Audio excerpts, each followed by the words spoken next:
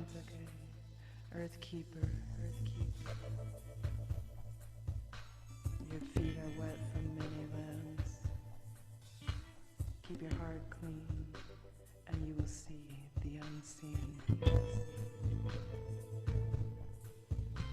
Saishale, Wayakantake, carried over nations' water. Saishale.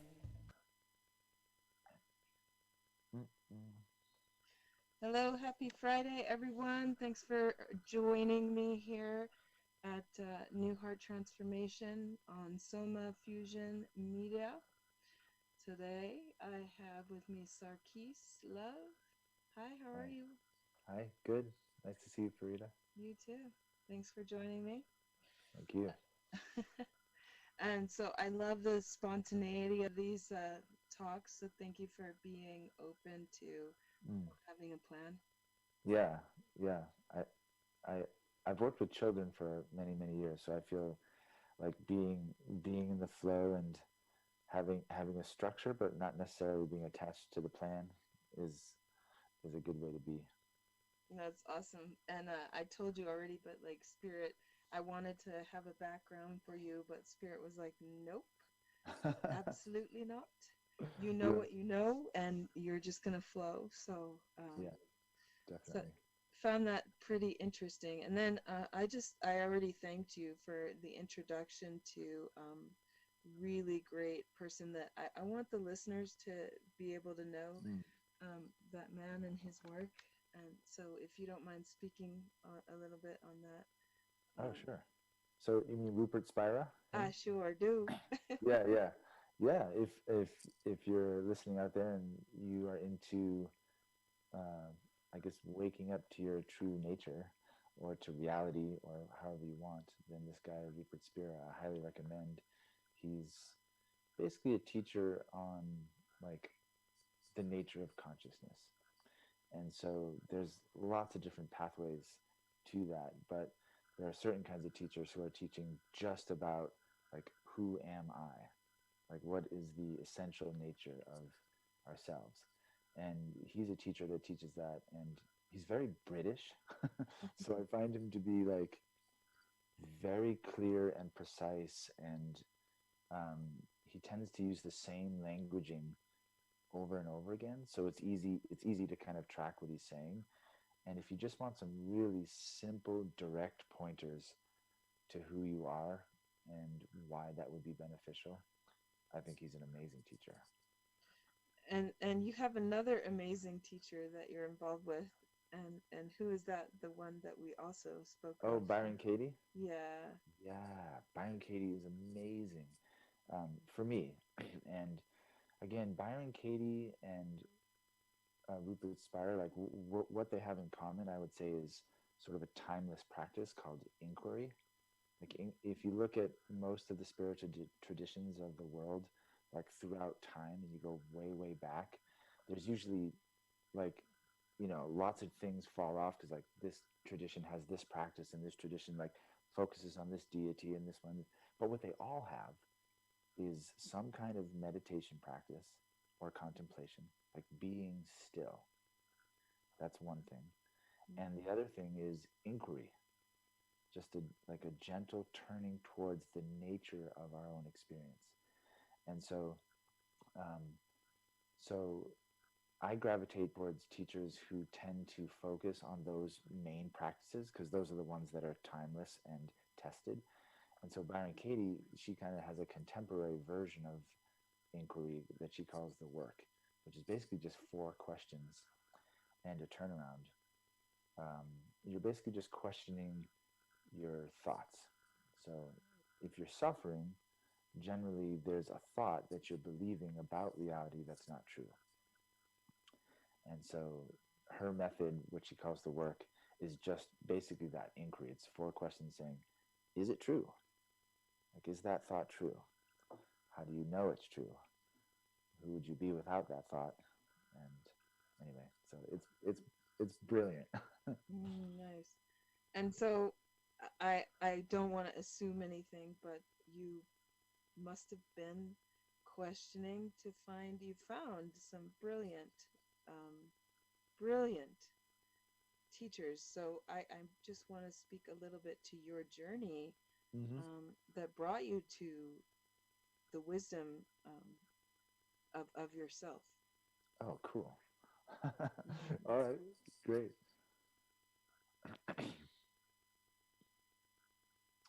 Well, I think what I would say is, well, one thing I want to say as a just a preliminary statement for anyone out here is that, like, if you're watching this show, it's like there's the mind is hoping that it's going to get something, you know, and that's great. It's great to like acquire knowledge and experience and knowledge and experience. Um, but I also hope my hope is also that you discover that there's nothing to get. Because at the end of the lifetime, we all die, and we don't take anything with us. We literally take nothing with us. We're born with nothing, no ideas, and when we die, we take nothing with us. And so I feel like there's something about that that's important to know. Um, anyway, I'll throw back to how I got here. When I was a teenager, I had this strange experience in college. I was taking, you had to, a freshman year, you had to take a bunch of core classes like history and philosophy and psychology. And this one week, I had a class and we were studying Copernicus. And, and I was like, oh, this is cool. This guy is really interesting. And it was like a history class. So we're studying Copernicus. And then I go to my next class, and I don't think this was planned. I go to my next class, which was philosophy, and we're studying Copernicus. And I was like, whoa, that's really, that's really, that's really interesting. Mm. And then the next class, studying Copernicus again. And again, in three different classes like history, psychology, philosophy. And I was walking home after that last class, and something happened. You could say I had an awakening. It was like the first moment that something let go inside me. And I suddenly realized that my entire life, I was 18 years old at that point, my entire life I had been looking out there for answers. You know, my teachers knew the answers, my government knew the answers, my parents knew the answers, my religion knew the answers, my sports coach knew the answers. Everyone out there had answers, but I never thought to myself, maybe the answers aren't there. Mm. And so I suddenly realized, like, wait, philosophy, psychology, history, they're all trying to make sense of reality. And then all of a sudden, and I can't really describe this because it wasn't really an experience. It was more of like an unraveling where I realized all the answers are right here. Like, the only way I would know if there's a correct answer or not is inside myself. And so that was a big experience I had when I was 18. And it set me, ironically, ironically, I made the mistake of then going and trying to seek that experience again, that Mm. kind of awakening experience. Um, and I'll just abbreviate this because you're asking about my history, but that took me towards like, wait, who am I and what are these things about? And that led to healing work, and I went to the Barbara Brennan School of Healing, and then I thought I was going to heal myself and heal the world. And I'll just say quickly that after I did like 15 years of super deep healing work, going to therapy every week for years, that was extremely helpful. Just uncovering all the beliefs and all the feelings and all the stories and all the traumas. Where I got to at the end of all that was, wait, like I'm kind of just taking layers off of what? And that's where I found the work with Byron Katie and Rupert Spira. And I suddenly realized that, oh, this is about a deeper investigation. It's not about healing myself or perfecting myself or getting to some perfected state. It's about knowing who I am. So that's a real brief version. But I kind of had to go through the lens for me of healing work and trying to heal everybody out there and trying to heal myself, trying to fix the world. And once you fail enough at that, you realize, I realized maybe that's not what it's about. Yeah, and that's how I started this whole thing of this new heart transformation, because I was Yeah. a seeker. Yeah, Everything, like you exactly. said, everything, all the answers were outside me. No, I have the, are you my mother? Are you my mother? Exactly. Are you my mother? So, I That's cool. finally realized that one of my teachers, who was actually just a mirror, since we're all mirrors of self here, Hmm. but Hmm. one of the greatest mirrors in my life was this person, and they said, "Shut the fuck up." Yeah. And I was like, what? They just told me to shut the fuck up. Well, I did. That's it. And That's it. but it still took years after that, because I'm such a social butterfly and I'm very outward, and I'm. And so it took me probably 4 more years after that to recognize, or as I use the word recognize, as recognize, Beautiful. um, I love that. like the whole thing of like, oh, all these other people are saying that there's a stillness that exists. So how do I find how to be quiet? And so again, it's in asking the questions of yourself Yes. that you receive the answer, because as that mirror person told me, the answer is the question. Beautiful. Who am I? That's beautiful. Yeah. That's beautiful. And I. then my answer finally became, I am. That's it. And what is I am? I am is that stillness. I am is that space of love. I am is faith. I know that we had a little I about love faith, that. Yeah, let's go there. but at faith, I don't even begin to define it. It's just I am that. That's my faith, is I am that. I don't cling to any religiosity or any of that.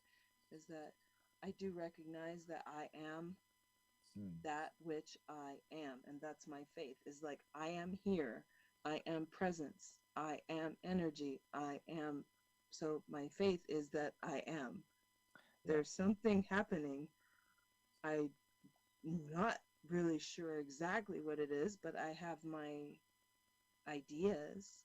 Yeah. But my faith is that I am, and that there is something that is occurring here. So I have faith in Yes. that something that is occurring. So what I think that I linked in with you on that conversation Mm. is the experience of the fact that I am. Perfect. I love that. I love that. I think that's really well said. And I just want to basically say some of the things you just said and say them in slightly different ways. Um, I love the shut the fuck up. That's brilliant because what like there's a teacher, her name is Gangaji. Uh-huh. Gangaji. Mm-hmm. Yeah, some of you might know Gangaji out there. Gangaji's teacher, Papaji, and she tells the story. He said to her, like one of the first things he said to her was, "Stop," and he meant it comprehensively. Mm-hmm. Stop, which is what your mirror said to you. Shut the fuck up. It's the same thing. It's like all those machinations and movements and seeking and I need to do this and do that are sort of movements away from the I am, is what you're saying. So that's what Gangaji's teacher said to her, and it it woke her up, that invitation. She did. She stopped. She said, "Okay, what actually happens if I stop? What's discovered there?" So I just want to say that's another version of that. Same thing. It's the same pointer. Stop. Shut I the fuck like up. that idea of the invitation, Yeah. because I I believe this life is an invitation Yeah. to rejoice, Yeah. to recall, and to Hmm. remember. Ooh, beautiful.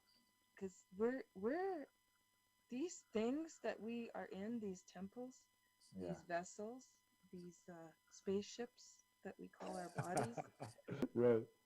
are pretty amazing. Um, but we walk around and constantly bombard them without respect, Yeah. Yeah. honor, and being humbled. by their magnificence. Beautiful, beautiful. Yeah, I love that. Um, I want to say two things. The first thing is just I love your the spaceship. There's a another teacher, a spiritual teacher. His name is um, H.A. Almas. He's the progenitor of the Diamond Heart work, the Diamond Mm, approach. He's in the Bay Area. nice. Yeah, he has a book called Space Cruiser Inquiry. I think it's called Spaceship Cruiser Inquiry, something like that. But it's a groovy book if you want to read about consciousness. But I want to give like the viewers like one little trick around this, what you were speaking to, the I am, because I think that is the most essential and important thing to discover. Because if you start the sentence I am, the mind can put anything at the end of that. I am a mother. I am a man. I am an important person. I am a spiritual person. Whatever it is, the thing that goes after the words I am changes infinitely, right? There's no anyway, the point is the I am is the one thing that doesn't ever change there. That's the part that doesn't ever go away. I Mm, am. And that's why it's the most essential thing to discover, in my opinion. And so, for all the seekers out there, I want to give just a little tool or a trick because I was a seeker for a long time. And ironically, a lot of suffering came from seeking something out mm, there. And so what I would offer to anyone, to myself, if I forget, is anytime there's something that I'm seeking, usually there's a movement from here towards some object out there, whether it's money or an emotional state or happiness or a partner or I want a home or I want stability, but seeking something out there. It's like what I find is that hardly anyone, and this was true for me too, hardly anyone ever just traces back.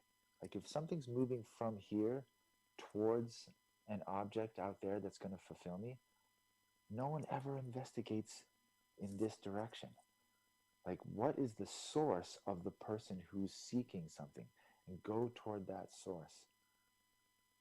nice. It's like Yeah. the when you point your finger, there's more pointing back at you. Yes, So I love that. one of the hardest things is that it all comes back to you. It all comes back to you, It does. right? It So does. that's kind of unbelievable that you created whatever is occurring because, Yeah. like you said, if it's outward, there's something that you're reflecting, Yeah. Yeah. and we we we tend to want to project instead of like investigate, Yeah. like you said. Yeah. Exactly. What did I do? Ask yourself the questions. Why am I reacting? How did I project? How did I, meet the I, checking the I. Yeah. Yeah. Yes. Exactly. Exactly. And and sometimes people ask me, it's too sort of like theoretical for them. Like, well, why would I do that? Why does it matter who I am? You know? And some part of me is like, well, yeah, I mean, keep you can get the Mercedes in the house and do that and then see if it makes you happy. And if it does, for, don't listen to what I'm saying, just stay with the Mercedes. But my experience tells me that most people, they get the thing they think they want, and then they're happy for a little bit, but it doesn't actually give lasting fulfillment. Mm. And so one of the things that you can just check in your own experience is, again, like, why would I do this? Why would I investigate the nature of who am I? And one thing I would say is, if you examine, just write down a list of the ten most painful things you've ever experienced, ever in your life. The circumstances will be different, your age will have changed, like what happened and who it happened with will be different. All the conditions will change, except one thing will be the same. in all the 10 most painful experiences of your life? You. You're at the center. You're at the center of every single one of those people. And this gets a little tricky because of the wording. It's hard to just, but basically what I mean is like that person that you think you are, that is the main character, the main protagonist in the most painful experiences of your life. It's also at the center of the of other parts of your life, but that's why it's important to investigate. Because if you want to understand how you're suffering, then it behooves you to understand who. Who is this character that is at the center of all of your suffering? And that, and again, it's like that's the incentive, you know. If you want to suffer less, then I would encourage one to investigate. If your suffering is kind of managed and you're just happy being comfortable, skip all this. Just live your life. It doesn't matter. It's true. Just live your life. Yeah. Just live your life. It's a great program because life is not some about doing. It's about what is happening for you, what is occurring for you. Yeah. So, um, trying to force or trying to do this or trying to do that. No, just allow your life to do for you. Allow Mm, your life to do you. Allow yeah. your life to Beautiful. create your experiences. And once I shifted that, and I think that's a more divine feminine, or just the feminine. It's Sure. more of a softer way of existing and Hmm. appreciating, um, the lessons that come, the things that are written for you. Because I do Wonderful. believe there's a program. Like I said, I have faith that there's a program that I'm Nice. following. Yeah. Getting to following the program is being at that level experience where, you know, you're just here. It's cool. I'm just here. I'm just enjoying it. I'm not affected because I've done my journey inside, and so now it's just being open to receiving um, the experiences. And Yes. I'm like, I'm not attached. It's cool. Whatever is gonna happen is gonna happen. You know what I mean? Yes. Yes. So it's a good point to have come to. I love that. Yeah. Yeah. And then the other thing that I've carried with me since I was I don't know, about 14, Mm. when I first started like venturing into this mm, quote unquote spiritual side of life. Yeah. Yeah. Yeah. Yeah. I don't like any of that anymore. It's like, Same. it's just the experience and the journey of being Yes. me, which is magnificent essence, is what I've qualified as.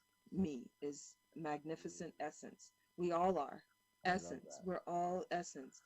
And Yes. you is your own universe. So your me and you is magnificent essence of your own universe. That's Oh, what you're beautiful. that's what you're recovering or I love that. understanding or coming back to, is that. Mm. And at the point where I, like 14, I was saying I carried with me guru, GURU. Mm. So you're the teacher. Yeah. You are the teacher. Yeah. Yeah. When the student is ready, the teacher will come. Like, you are the freaking teacher. It's so Yes. easy. Like, once you release and open into that, that's the experience. It's so awesome. Beautiful. Yeah. I totally agree. I've heard that the word guru literally translates as from darkness to light. Mm-hmm. And if you notice, there's no teacher there in that word. It means from darkness to light. So from our own, you know, obscured awareness to just the light of awareness. Ah, here's who I am. So, and What does your name Sarkis mean? it means shepherd or protector. That Yeah. makes sense. Thank you. Yeah, I love that. And for people watching, like I've done probably like a few decades of, a couple decades of childcare professionally and helping people. I've also been a healer and a therapist and all of that as well. So I help people, but I've also worked a ton with children. And so this, sometimes I, that this part of me that is more like a mother, like mothering, like for me, masculine and feminine sort of dissolved a long time ago. And and I rest more in this place of being, which is wonderful because in being, if I need to be a little bit more feminine, oh yeah, okay. If I need to get a little bit more masculine, okay. I don't really take those on as identities, Mm.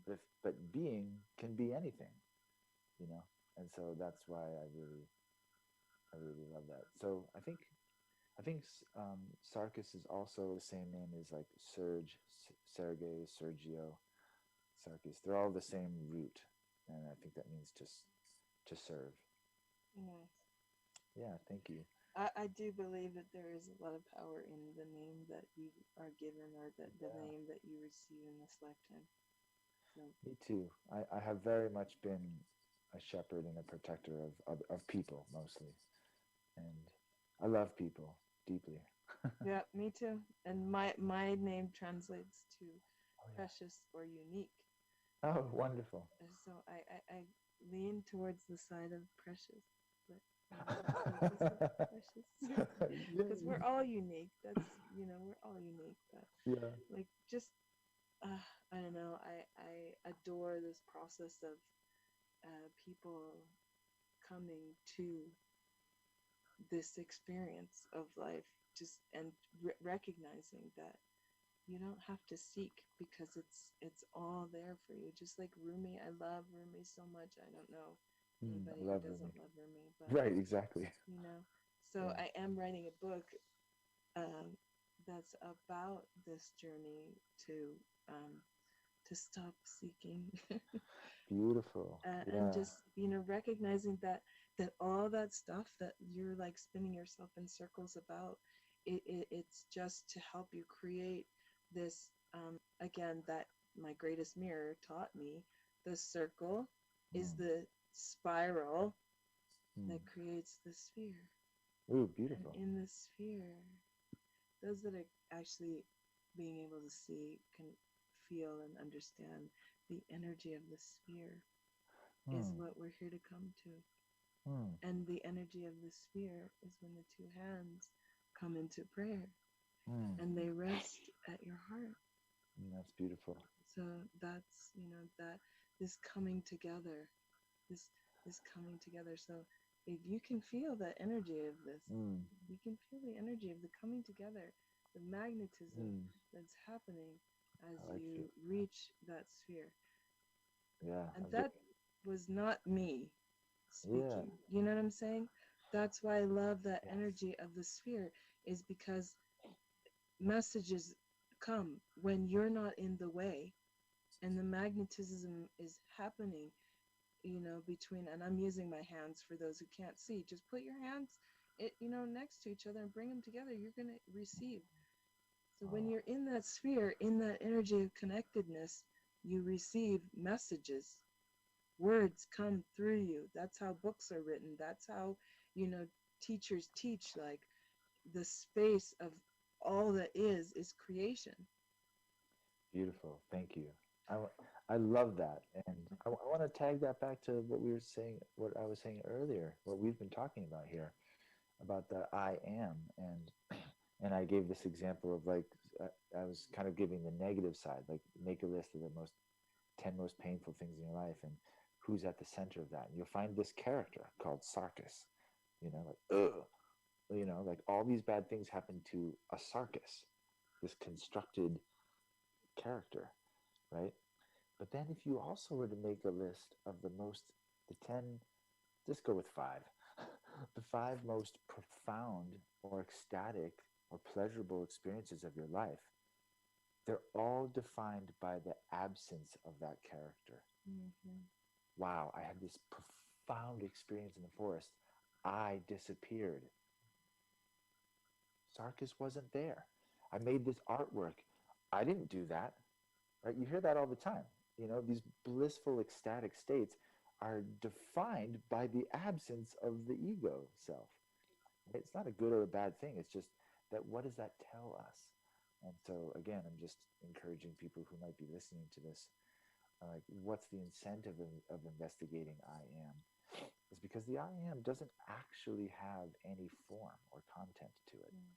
you know, which means I can find myself anywhere. I can walk out the door and be like this version. I can wear these clothes, and you can be anybody you want to be, as long as you don't get stuck in that as a permanent identity, Mm. because it's that identity that suffers. Yeah. Yeah. So And so true. that's what I mean. I'm just sort of where I think we're just saying the same thing over and over again. But I love your example of like like I wrote this thing, it just came through, right? That's because you were empty. I am is empty. And so that's a skill, but that's a skill to learn how to, like you said, you know, that's a skill. And that's why I love yoga. People think that it's like the Yeah. asanas that are the thing. No, the asanas are not the thing. The Right. end shavasana Right. is the the whole thing, because Right. if you've done the practice and the forms correctly, when you rest Mm-hmm. shavasana, it's corpse pose for a reason. Like you're empty. Yes. You've gone through these things of the breath and everything, and just movements and whew, Yeah. oh, shut the fuck up. Oh yeah, okay, there I Exactly. am. I'm at shut the fuck up. This is good. It is good. It is good. Exactly.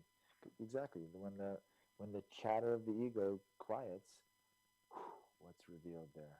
Infinite, infinite possibility, infinite consciousness. And the soundless sound of Mm. the universal consciousness. That's where, your heart space, where you reside in that emptiness. Beautiful. I love that. I love that. I just had a,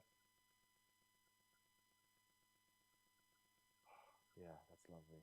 I feel that quiet in me Mm, now. It's like, it's nice. Yeah, mm, that's where I'm at right now. Is just letting people experience that, because I've just almost finished hypnotherapy school. oh, So cool, wonderful. yeah, so really guiding people to that space. Uh-huh. Yeah. Mhm.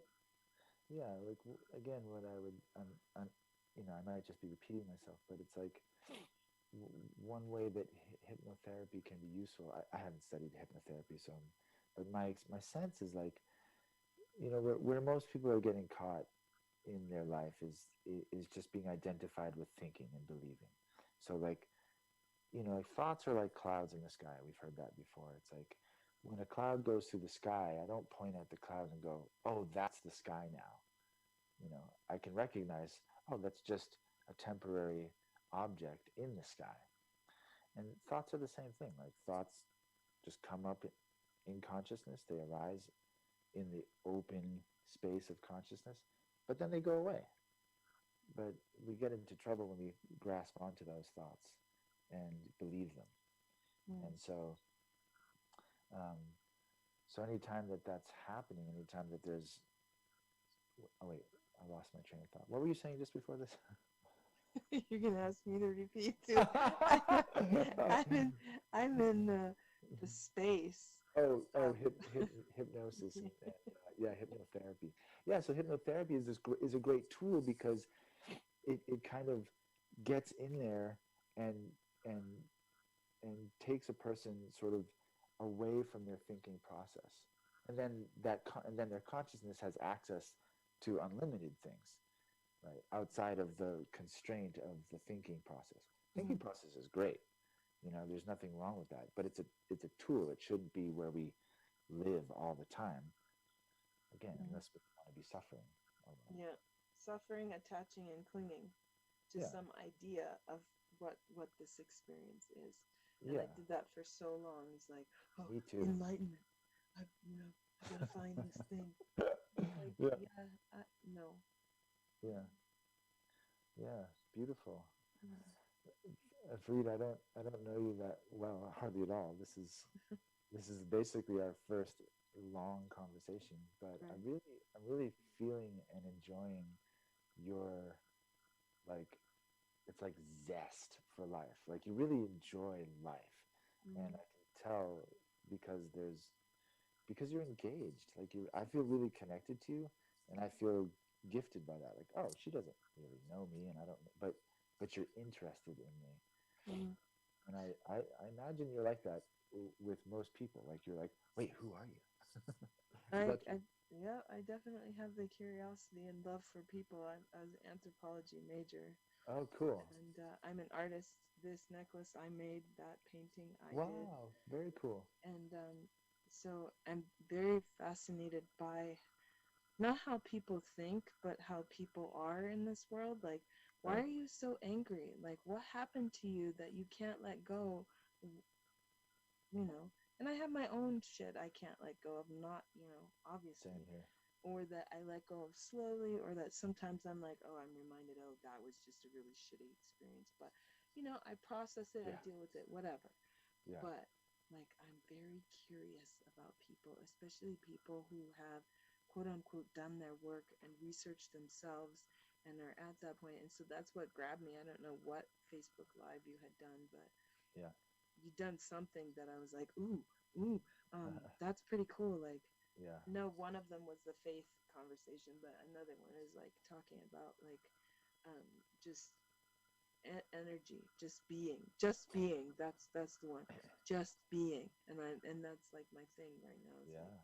just being, like don't attach to it, just experience, just be, and see what happens in the freedom of just being present.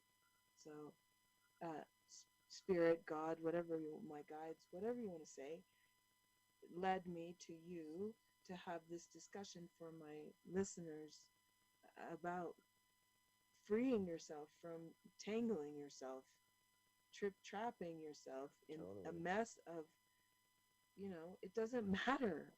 It doesn't matter. Yeah. There's nowhere to go. We're all going to die. So what are you doing in the process Yeah. of dying and living and dying? What are you doing? Right. Exactly. How are you enjoying this experience? Because one, I don't want to do it again, and two, I want to enjoy it while I'm doing it. So, yeah. Yeah. Yeah. It's beautiful. It's really beautiful. And and again, it's like if you're listening to this, it's like you're probably on some level a seeker. Like you want a more fulfilling quality of life. And so um, and we all want stuff, and we all want to be free from suffering, I would guess. Um, and again, like for me, well, I want to go back to the example of the sky. Like Mm. when we think about the sky, we we actually think that the sky is a thing, right? Like it's a thing. But if you go outside and you look up, there's no such thing as sky. There is no such a thing as a sky. You won't find a thing called sky. There's just vast open emptiness, right? But the mind makes it into like a thing. And so again, what makes the sky amazing is that it welcomes everything. You can set off a nuclear bomb in the sky, it doesn't even touch it. And and what I find is that consciousness is exactly the same. Like who I am is exactly the same as that. It's it's open, it's open, empty, potent nothingness. But if I rest in that nothingness, like I don't require myself to be like Sarkis is a cool guy who knows stuff, which is a limitation, right? Even if it's a profound experience, like Sarkis is amazing, it's still limited. So it's like I prefer to rest back into that limitlessness, and then I can be anything I want, and I feel free doing it.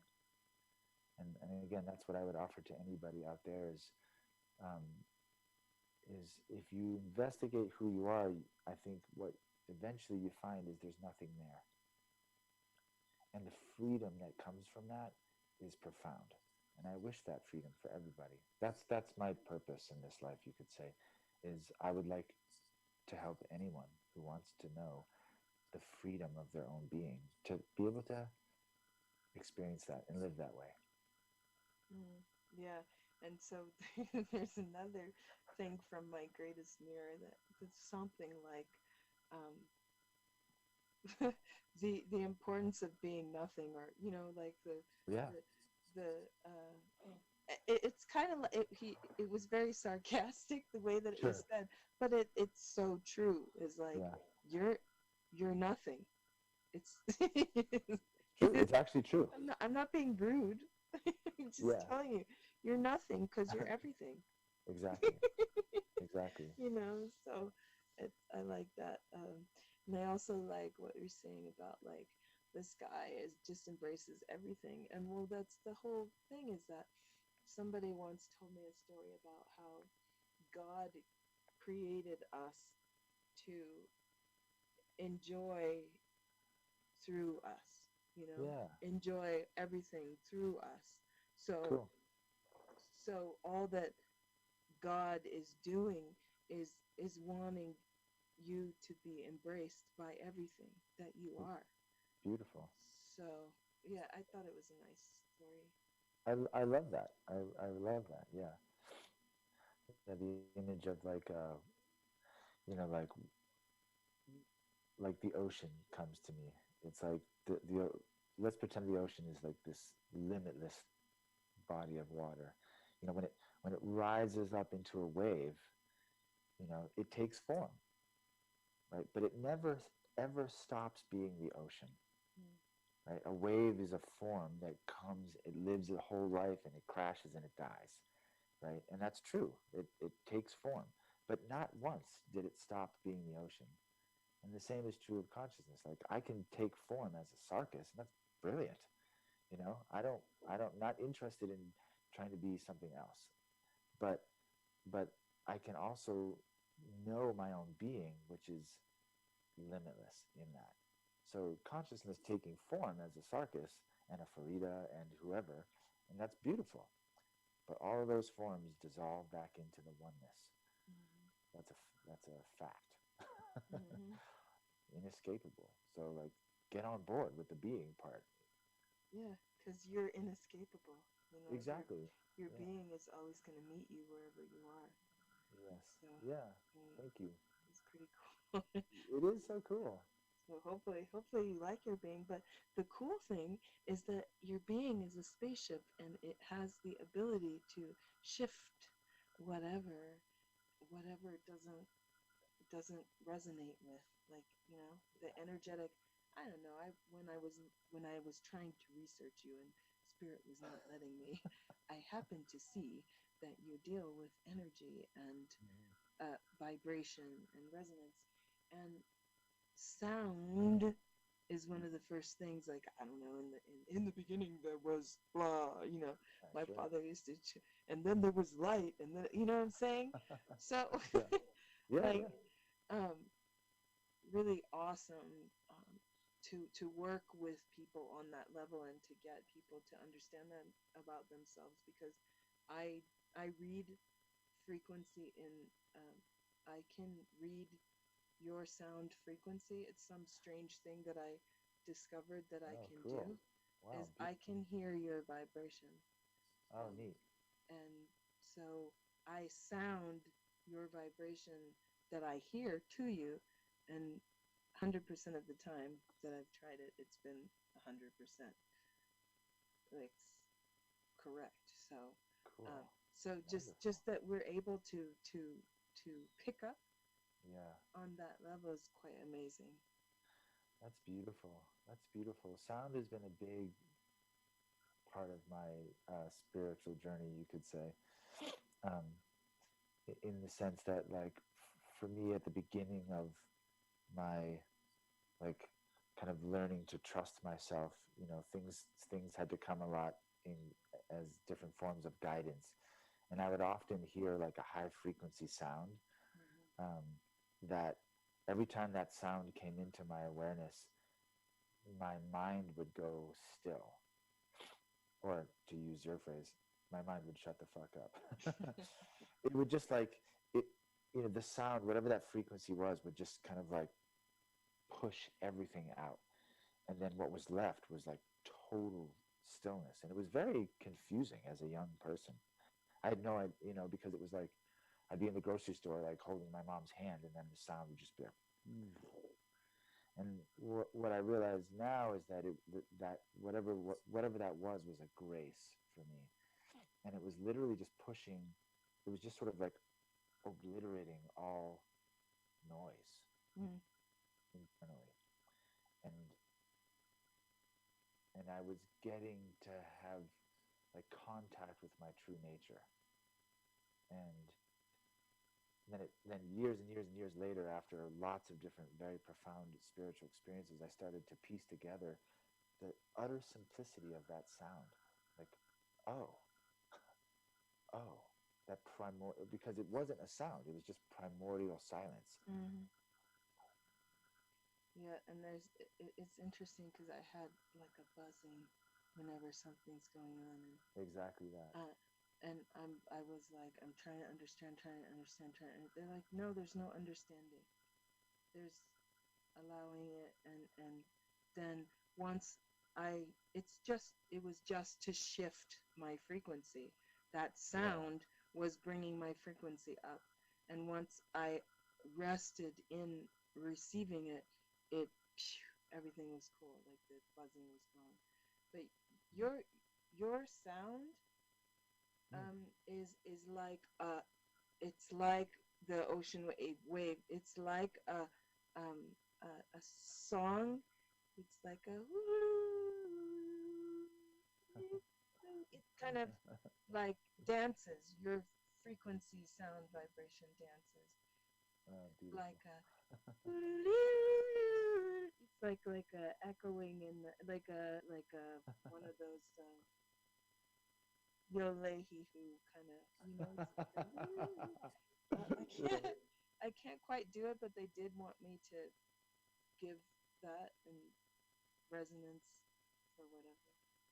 Thank you. Yeah, I noticed that I feel joyful. Yeah, That's what your and sound is. It's like this yes, bouncy, flittering, like a butterfly dance, like a ocean wave.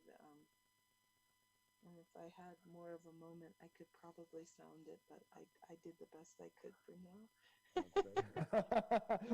thank you, thank And you. then I wanted to share a quote because in Sure. all of the yoga classes that I teach, I had a framed quote that just absolutely uh, puts it all together for me, and it's BKS Iyengar. Yeah, Yoga is like music, the rhythm of the body, the melody of the mind, and the harmony of the soul create the symphony of life. it's And beautiful. it's so my heart. That's beautiful. Mm, That's really beautiful. and Yeah, I'm, yeah. I'm, I'm, I love that you didn't like research me, you know, and and it matches what my values are. You know, like Mm, I'm not interested in being a someone. It's fine to be a someone. It's okay to have accomplishments and achieve things. So I'm not knocking achievement in any way. I just it's just not the most important thing. You know, like if yeah, you I talk. think. Oh, sorry. Oh, I would say one more thing. Like, like there's a lot of cultures that value elders. And it's like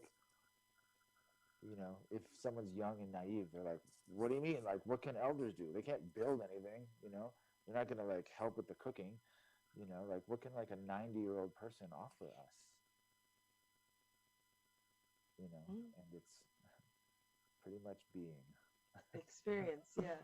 Yeah, yeah, Be and the their life experience. experience around their own being. But at the end of it all, the more elderly someone gets, the more that their being becomes the thing that's most in front, the most visible. Because all the other things are falling away. Even the body's starting to fall away. Mm, And so, just years ago, because I had the grace of having some awakenings early on, I just knew that it's all going to fall away anyway. So just pay attention to the most important thing, which is the being part. And yeah, in that I've had lots of different fun being lots of different people. You know, Mm-hmm. I love this life. Right. And then paying attention to attention. Um, Yeah, like, what is your attention on? What are you that's paying attention to? Why are you paying attention? that's beautiful. Sometimes people ask me because I have worked as an intuitive at times, and they've said, you know, what do you pay attention to in people? And when I work with someone, like if I was going to work with you, it's like often what I'm paying attention to is where they're paying attention in their own experience. So again, if you think about attention as think about it like a spotlight, right? Attention is always shining in a direction. It's always shining from source towards an object of our experience. So if I say, um, you know, put attention in what you're looking at, you know, it's easy. You go right there and you see Sarkis's face or his hand moving. If I say, pay attention to sound, it's like, okay, you just go directly to like, oh yeah, I hear that car on the 3 streets over. Okay. So attention is directed towards objects always. Okay, that's the function of attention, to stretch towards objects. Um, so to answer your question is, if I relax and I follow attention back towards its source, like from where or who is attention coming from, that's often what I'm paying attention to. And it's a little bit of a paradox because, in fact, some of the most profound experiences are when attention relaxes back into its source and it just rests. And those are the experiences where awareness can be kind of holographic. You can be aware of many, many things at once, like whole stories come in, just boom, you just know something all at once. That's not really a function of attention. That's more when attention relaxes. So attention is brilliant, and most preliminary exercises that facilitate the state of meditation are concentration exercises where you direct attention at one object, right? You focus on a candle or on the breath or on a mantra. And all of that is designed to let the mind focus so clearly on one point that it relinquishes its hold and flows back towards awareness, its source. And so that's a little tricky to talk about, but I think that was. Hopefully that was. Did that answer your question? Oh yeah, that was definitely a really good insight into uh, the yeah, question for sure. I, Um, I I could say one more thing, which is the simple way to answer your question is I sometimes pay attention to whatever it is I want to, and sometimes I just allow attention to dissolve back. I just relax. So relaxing attention on objects. Let it let go of objects and fall back into its source. Relaxing, yes. This humans need to remember that one. Yeah, exactly. Relaxing, yeah, for sure. Um, well, it's such a pleasure to have this chat with you, and Yay. I would like to let people know where to find you. Should they want to Sure. have a chat with you? Yeah, I have a website. Currently, I have a website, sarkisintuitive.com. You can find me there. I offer sessions and work with people and help them investigate, again, the nature of their own experience. Nice, Yeah, that's probably the best way to reach me. awesome. Thank you. Yeah, Yeah. I have a Facebook page and all that stuff, but you know, you can Google. Google. They don't know how to spell your name though, because it's complex. How do you spell Oh, your name? oh, it's Sarkis, and my last name is Love, Love. Nice. Well, thank you so much for your time. Thank you. Can I say one more thing about attention? Of course. Yeah. Just because I want to weave it into the theme of what we were talking about. Um, I loved your question, and it's important to be sort of paying attention to what we're paying attention to. And again, I just want to say to people like, well, why? Why would you do that? What's the incentive for investigating what I'm paying attention to? And again, here's my bias is if you notice suffering in your life, when suffering happens, often attention has gotten hijacked. It's fixated on something, right? It's like that person fucking said that thing to me. Fuck them, you know? And it grabs onto it and it won't let go, right? And you just I wish I could let go of that, right? So that fixation is what brings suffering. It's not the event that brought the suffering. It's the fact that you're attached and fixated on it. And so again, that's one of the incentives for understanding where your attention goes. Nice. And this whole like, I wish I could let it go. I wish I could let it go. That's it. Well, if you continue to wish you could let it go, you won't let it go. Right? That's more fixating. More fixating. Exactly. Yeah. Brilliant. Oh, Well, thank you so much, Frida. It's such a blessing to be on your show. You're a bright light, and I feel super. honored to be here.